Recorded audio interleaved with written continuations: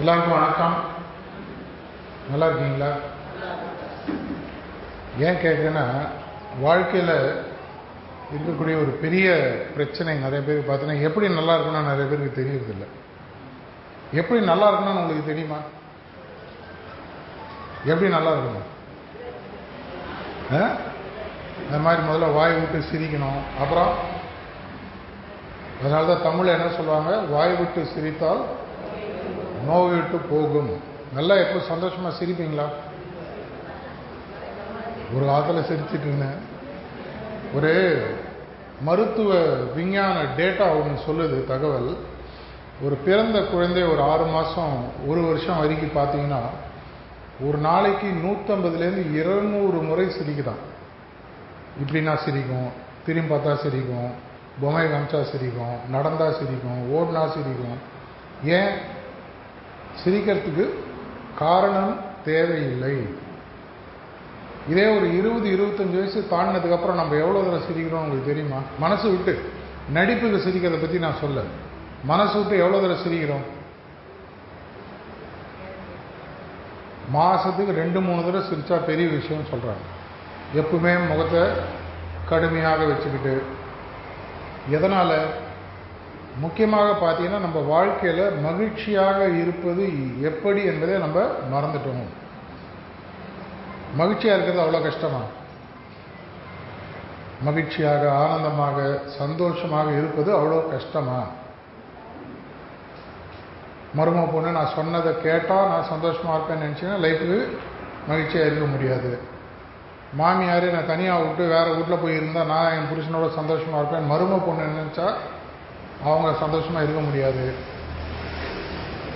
என் பொண்டாட்டியும் என்னுடைய அம்மாவும் சண்டை போடாமல் இருந்தால் நான் சந்தோஷமாக இருப்பேன்னு ஒரு ஆம்பளை நினச்சாங்கன்னா சந்தோஷமாக இருக்க முடியாது. இதெல்லாம் எல்லாம் நினைக்கிறோமாண்ணா? நம்ம எல்லாருமே என்ன பண்ணுறோன்னா, மகிழ்ச்சி என்பது அதுக்கு சில கட்டளைகளை இட்டு விட்டுரும். இது நடந்தால் நான் மகிழ்ச்சியாக இருப்பேன், எனக்கு டெய்லி இவ்வளோ சம்பளம் வந்தால் மகிழ்ச்சி, எனக்கு இவ்வளோ நான் நினச்ச மாதிரி இந்த விஷயங்கள் நடந்தால் மகிழ்ச்சி. இதை மாதிரி எல்லா இடத்துலையும் நம்ம அதுக்குன்னு சில கண்டிஷன்ஸ் போட்டுரும். இது நடந்தால் நான் மகிழ்ச்சியாக இருப்பேன். அதே மாதிரி உங்கள் வாழ்க்கையில் உங்கள் எல்லாருக்கும் நிம்மதி இருக்கா? தொடர்ச்சியான நிம்மதி இருக்கா? அது தொலைச்சி ரொம்ப நாள் ஆச்சுங்க, எங்கே இருக்குன்னே தெரியல.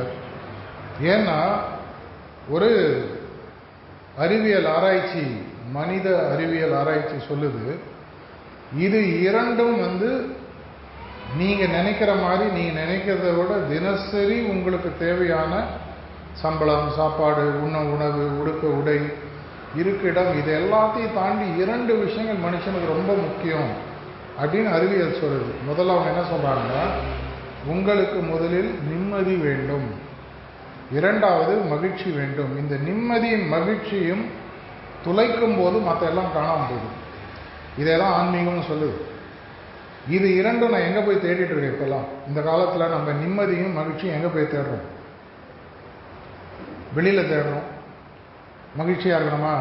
ஒரு படத்துக்கு போ, ஷாப்பிங் மாலுக்கு போ, இல்லை ஒரு கடை கண்ணிக்கு போ, இல்லை ஒரு ஏதாவது போய்ட்டு ஒரு துணியை வாங்கு, புடவை வாங்கு. மகிழ்ச்சியை நம்ம வெளிப்படுத்தி விடுகிறோம்.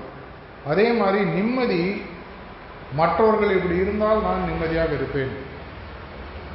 முக்கியமாக நமக்கு இன்னைக்கு நாங்கள் வந்திருக்கிறதுனுடைய காரணம், நீங்கள் உங்களுடைய நிம்மதியும் மகிழ்ச்சியும் நாங்கள் எக்கனாமிக்கலாக உங்கள் வாழ்க்கையை பெட்டர் பண்ணுறது எங்களுடைய குறிக்கோள். அதுக்கு சில இன்புட்ஸ் இருக்குது. உதாரணத்துக்கு கிராமத்தில் இருக்கிறவங்களுக்கு அவங்களுடைய வாழ்வாதாரம் இப்போ இருக்கிறத விட நல்லா இருக்கிறதுக்காக விவசாயம் சம்பந்தப்பட்ட சில விஷயங்களை சொல்லித்தரோம்.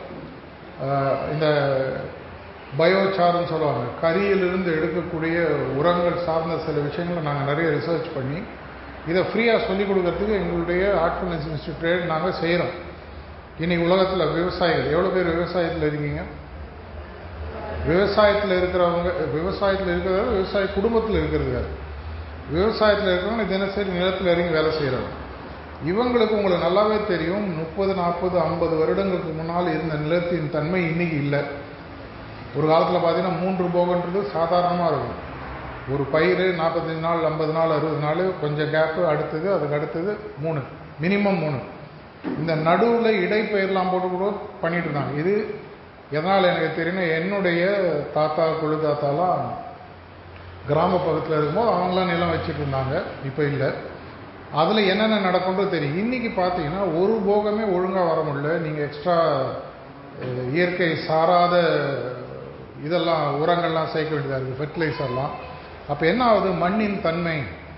இன்றைக்கி நாட்டில் பல பேர் கல்யாணமாகி இருக்கிறவங்களோட நான் பேசும்போது முக்கியமாக அவங்களுக்கு இருக்கக்கூடிய பிரச்சனைன்னு பார்த்தீங்கன்னா மலட்டுத்தன்மை ஜாஸ்தியாகிடுது. இந்தியாவில் மலட்டுத்தன்மை ரொம்ப ஜாஸ்தி. இந்தியாவில் உலகளாவி குழந்தை பிறப்பதுன்றது அவ்வளோ கஷ்டமாயிடுது. அதுவும் கிட்டத்தட்ட உங்களுடைய நிலமும் பார்த்தீங்கன்னா அதே நிலைமையில் வந்துடுது. அதற்கும் மலட்டுத்தன்மை வர ஆரம்பித்து விட்டது.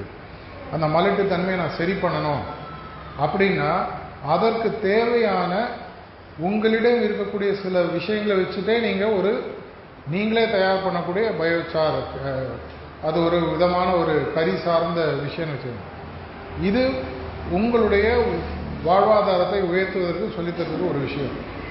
இரண்டாவது, இன்னைக்கு கிராமங்களில் இருக்கக்கூடிய பெரிய பிரச்சனை அப்படின்னு சொல்லி பார்த்தா, கிராமங்களில் பட்டணங்கள் எல்லா இடத்துலையும் இருக்கக்கூடிய பிரச்சனைகள், இளம் வயதினை சார்ந்தவர்கள் 12, 13, 15 வயசுக்கு மேலே பார்த்தீங்கன்னா அவங்க வாழ்க்கையில் வாழ வேண்டிய விஷயத்தை தவிர மற்ற விஷயங்களுக்கு அடிமையாக ஆரம்பிச்சிடுறாங்க.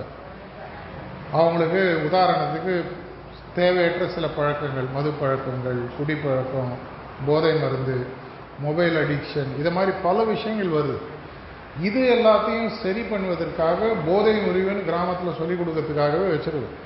இந்த போதை முறிவினுடைய முக்கியமான விஷயம் பார்த்தீங்கன்னா வருமுன் காத்தல்னு சொல்லுவாங்க. உங்களுக்கு பிரச்சனை வரத்துக்கு முன்னாடியே உங்களுடைய எண்ணங்களை மாற்றி அமைக்கணும். இப்போ மலை மேலேருந்து ஒரு நதி உருவாகுதுன்னா இந்த மலை உச்சியில் இருக்கும்போது அதனுடைய போக்கை வேற பக்கம் திருப்பி விட்டோம், நதி வேற பக்கம் உருவாடும். இந்த பக்கம் திருப்பி விட்டோம், இந்த பக்கம் உருவாகும். காவிரி இப்படி விழுந்ததுனால தமிழ்நாடு பக்கம், மேற்கு மலை தொடர்லேருந்து ஒரு மலைலேருந்து உச்சியில் உருவானா கோதாவரி, கிருஷ்ணான்னு அந்த பக்கம் போகுது.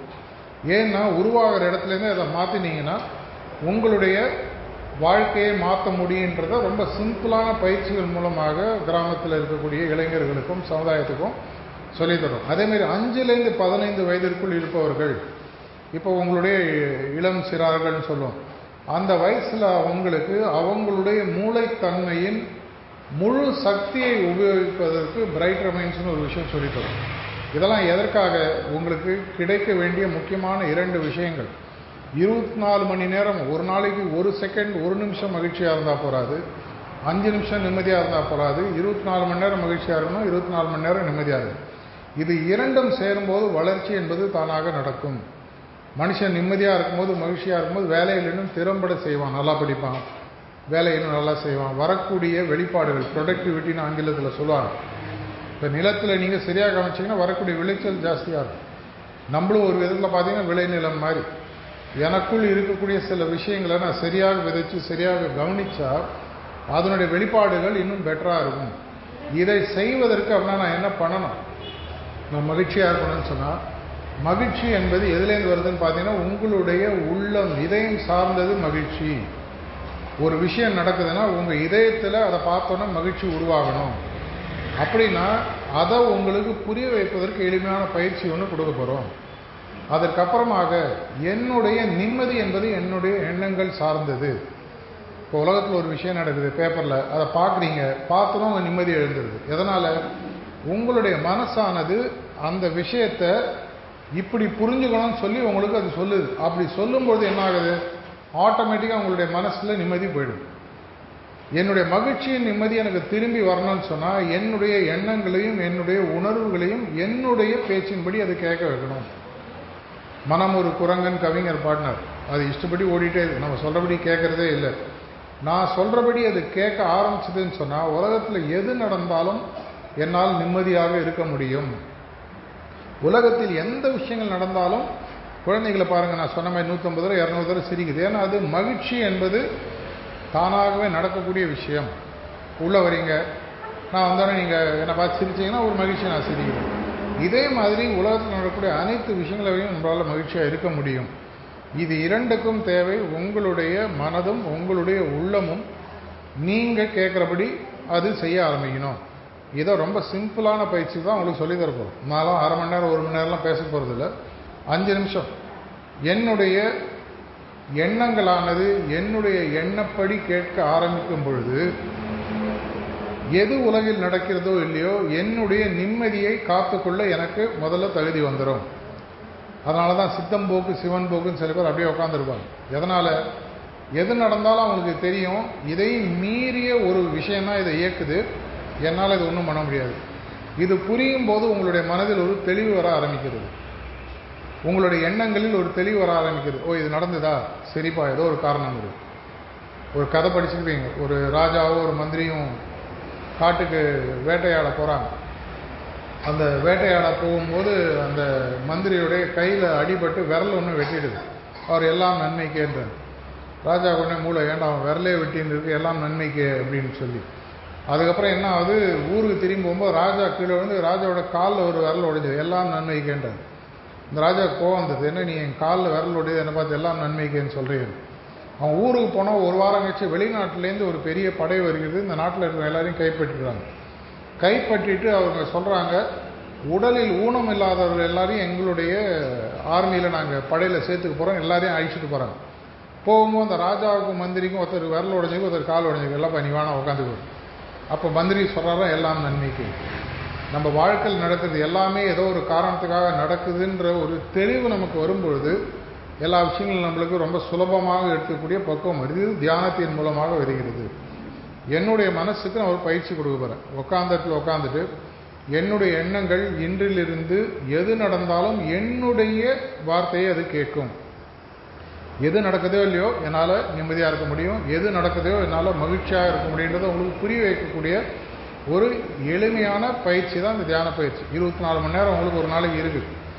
இந்த 24 மணி நேரத்தில் ஒரு 20, 25, 30 நிமிடம் ஒதுக்கி வைத்து, காத்தால எழுந்து நீங்கள் வயலுக்கு போகிறீங்க, எழுந்துட்டு காலை கடன்களை முடிச்சுட்டு பல்லு இழு தேய்ச்சிட்டு ஒரு 15-20 நிமிஷம் கண்ணை மூடிட்டு தியானம்னு சொல்லக்கூடிய பயிற்சி. இது பண்ணுறதுக்கு உங்களுக்கு பயங்கரமாக படிச்சிருக்கணும், பணக்காரனாக இருக்கணும், நிறைய மூளை, அதெல்லாம் இல்லை. எல்லா மனிதர்களாலும் செய்ய முடியும். இதை நான் தொடர்ச்சியாக செய்யும்போது என்னுடைய மனதானது நான் சொன்னதை கேட்க ஆரம்பிக்குது. சாயங்காலம் எப்படி நீங்கள் வயலுக்கு போயிட்டு வந்தோன்னு குளிச்சு உடலை சுத்தம் பண்ணிக்கிறீங்களோ, இதே மாதிரி அன்றைய நிகழ்வுகள் என்னுடைய இதயத்தில் ஏற்படுத்திய தாக்கங்களை அன்றன்று அன்னைக்கே ரிமூவ் பண்ணுறது. சட்டையில் அழுக்கானா உடனே துவைச்சிடுறோம். இதே மாதிரி என்னுடைய அன்றாட நிகழ்வுகளை என்னுடைய இதயத்திலிருந்து அதனுடைய படிவுகள், அழுக்குன்னு சொல்லுவாங்க, பாத்திரம் நீங்கள் பால் காய்ச்சினீங்கன்னா அதில் லைட்டாக கறியாகும், அந்த கறி எடுக்கிற மாதிரி என்னுடைய இதயத்தில் சேர்ந்து இருக்கக்கூடிய சுமைகளை அன்றாடம் எடுத்து சுத்திகரிப்புன்ற பயிற்சி. இது இரண்டும் தொடர்ச்சியாக செய்யும்போது 90 நாட்கள் செஞ்சு பாருங்கள். எங்களுடைய பயிற்சியாளர்களும் எங்களுடைய தன்னார்வ தொண்டர்களும் உங்களுக்கு இதை எப்படி பண்ணணுன்றதை சொல்லிக் கொடுப்பாங்க தொடர்ச்சியாக. இது இன்றைக்கி முதல் வகுப்பு. எந்த வயசுலையும் அந்த காலத்தில் பார்த்தீங்கன்னா முதியோர் கல்வி அப்படின்னு சொல்லி ஆரம்பித்தாங்க. இது எல்லாருக்கும் ஒரே கல்வி தான். 15 வயசில் ஆரம்பித்தாலும் அதே தியானம், 50 வயசில் அதே தியானம். இது யார் வேணால் செய்ய முடியும். இதை செய்யும்போது ஆட்டோமேட்டிக்காக உங்கள் லைஃப்பில் ஒரு நிம்மதியும் மகிழ்ச்சியும் வரதை பார்ப்பீங்க. இப்போ பயிற்சி ஆரம்பிக்க போகிறோம். என்ன பண்ண போகிறோம்? என்னுடைய இதயத்தில் உலகத்தில் இருக்கக்கூடிய இயற்கை சக்தியானது ஒரு ஒளி ரூபமாக இருக்கின்ற ஒரு எண்ணத்தோடு உட்கார போகிறோம். தியானம் பண்ணுறதுக்கு ஒரு பெரிய ஒரு 4 நாள் கோர்ஸு, பெரிய ப்ரோக்ராம், அதெல்லாம் ஒன்றும் இல்லை. கண்ணை மூடுங்க, உட்காருங்க. உலகத்தில் இருக்கக்கூடிய இயற்கையின் சக்தி என் இதயத்தில் இருக்குன்னு உட்காந்து ஒரு 15 நிமிஷம் இதயத்தை கவனிங்க. இப்போ சமைக்கும் போது நீங்கள் பாத்திரத்தை கவனிக்கிறீங்க இல்லையா? ஒரு மாடு உழும்போது மாடு எப்படி போகுது அந்த கலப்பையை கவனிக்கிறீங்க. இதே மாதிரி என்னுடைய எண்ணம் இதயத்தில் என்ன நடக்குதுன்றதை கவனிக்க போகிறீங்க. ஒரு மேற்பார்வையாளராக கண்ணை முடிகிறேன், உட்காந்துக்கிறேன். கண்ணில் அப்படியே ஒரு இதயத்தில் ஒரு ஒளி இருக்கின்ற எண்ணம். ஒளியை பார்க்க போகிறதில்ல, ஒளியை அனுமானித்து இப்படி இருக்குன்னு நினைக்க போகிறதில்ல, ஒளி இருக்குன்ற எண்ணத்தோடு உட்கார போகுது. நல்லா சுகமாக இருக்கும். ஒரு ரிலாக்ஸேஷன் ஒன்று பண்ணுவோம். செஞ்சு பாருங்கள். 90 நாட்கள் தொடர்ந்து செய்யுங்க. இது செய்யும்போது உங்களுக்கு பல பலன்கள் மெதுவாக புரிய ஆரம்பிக்கும். முக்கியமான 2 பலன்கள் பார்த்தீங்கன்னா, உங்களுடைய தொலைத்த நிம்மதி உங்களுக்கு மீண்டும் கிடைக்கும். எந்த நிலையிலும் மகிழ்ச்சியாக இருக்கக்கூடிய விஷயம் உங்களுக்கு கிடைக்கும். 90 நாட்கள் செஞ்சு பார்த்துட்டு அதற்கு அப்புறமாக இதை தொடர்ந்து செய்யணுமா வேணாமான்றதை முடிவு பண்ணுங்கள். ஏற்கனவே நம்ம வாழ்க்கையில் பல விஷயங்கள் செஞ்சிட்ருக்கோம். அதோடு இது ஒரு 20-25 நிமிஷம் ஒதுக்கி வைப்போம்.